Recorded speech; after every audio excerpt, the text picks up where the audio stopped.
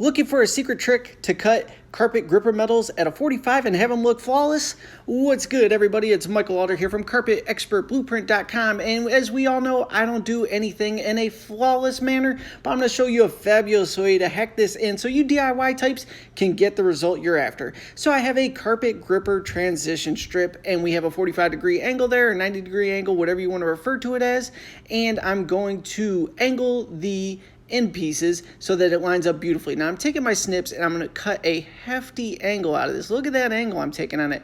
Pretty big. It's not what you would think for a DIY world there. Now I'm going to go ahead and clip out the other side, and I'm sorry I missed the camera angle, but when you do everything by yourself on these, it's not always going to line up perfectly on the camera shots. But that's about the angle I do. Just freestyle cut.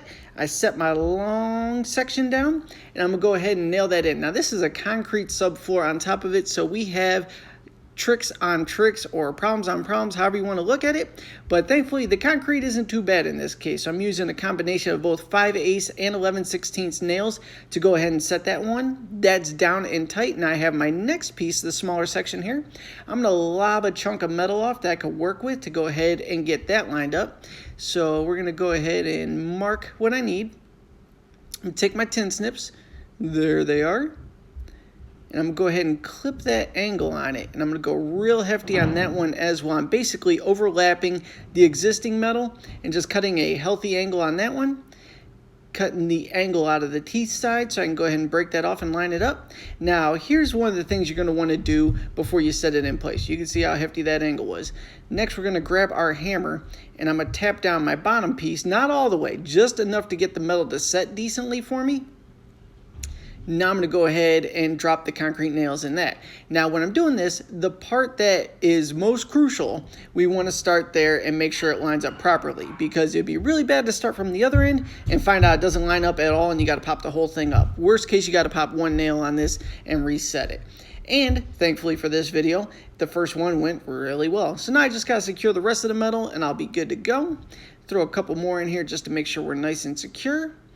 And then we'll get down to fixing that padding disaster because it was all gapped from the previous install.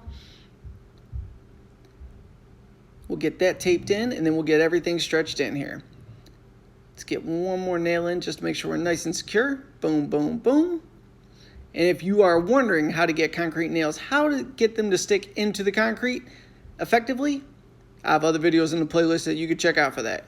We're going to go ahead and cut the padding in place. Duct tape it down so all of our gaps are fixed. Everything's good.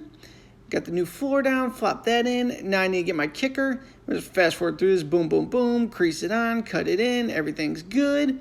Kick that side on. Trim it down. Tuck it in. Everything's good. Now let's get down to the main basics here.